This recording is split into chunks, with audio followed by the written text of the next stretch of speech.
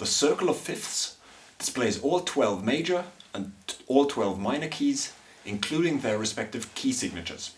Key signatures are a set of sharp or flat symbols placed immediately after the clef at the beginning of every staff in a piece of written music. Key signatures tell us that certain notes should automatically be made sharp or flat according to the symbol. Let's take the example D major. D major has two sharps in the key signature, F sharp and C sharp. This means that every F and every C should be automatically be made F sharp and C sharp. This saves time and ink. When we say that a piece is in D major, for example, this means that the D major chord is the tonal center of the piece, and predominantly notes from the D major scale are used. Same goes for pieces in minor. Let's say a piece is in A minor. This means that the A minor chord is the tonic of the piece, and the different A minor scales are used as a reservoir for chords and melodies. There are 12 major and 12 minor keys. Every major key shares its key signature with its respective relative minor key. We can find the root of the relative minor key by going to the 6th degree of any given major scale. So let's take C major. What's the relative minor key? Go to the 6th degree, go through the C major scale, C, D, E, F, G, A. 6th degree is A, that means A is the relative minor. You could also go down a minor third, C, B, A. In the circle of fifths, the major keys are on the outside of the circle and the minor keys are on the inside. Relative minor and major keys are opposite one another. Going clockwise from C to the position 6 o'clock, then we get the sharp keys, which have sharp symbols in their key signature. G, D, A, E, B, F sharp. When we go counterclockwise from C, we get the flat keys, which have flats in the key signature. F major, B flat major, E flat major, A flat major, D flat major, G flat major. Going clockwise, every note is a perfect fifth higher than the previous one. G is a perfect fifth higher than C, D is a perfect fifth higher than G, and so on.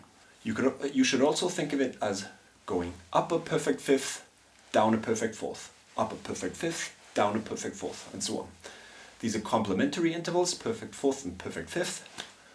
So the sharp keys are a series of ascending perfect fifths. Going counterclockwise, every key is a perfect fifth lower than the previous one. F is a perfect fifth lower than C, B flat is a perfect fifth lower than F, and so on.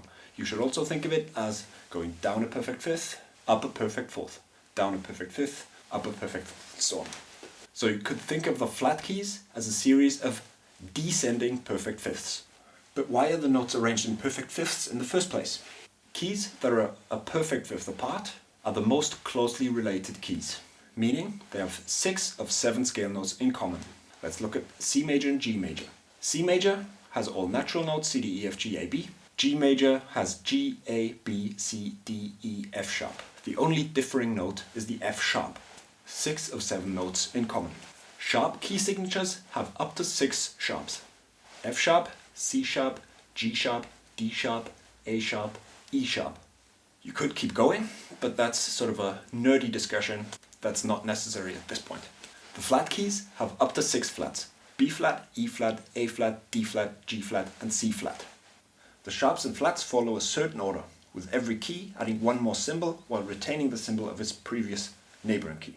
Let's take an example. A flat major. A flat major has 4 flats: B flat, E flat, A flat, D flat. The next major key, down a perfect fifth, is D flat major. It retains all the symbols from A flat major while adding 1. B flat, E flat, A flat, D flat, and G flat. So there's a few things to remember. The correct order of sharp and flat keys, including their key signatures. The best way to learn this is to just draw a circle of fifths by yourself without any reference point, except maybe a keyboard. You could also use flashcards to memorize all the keys and their key signatures.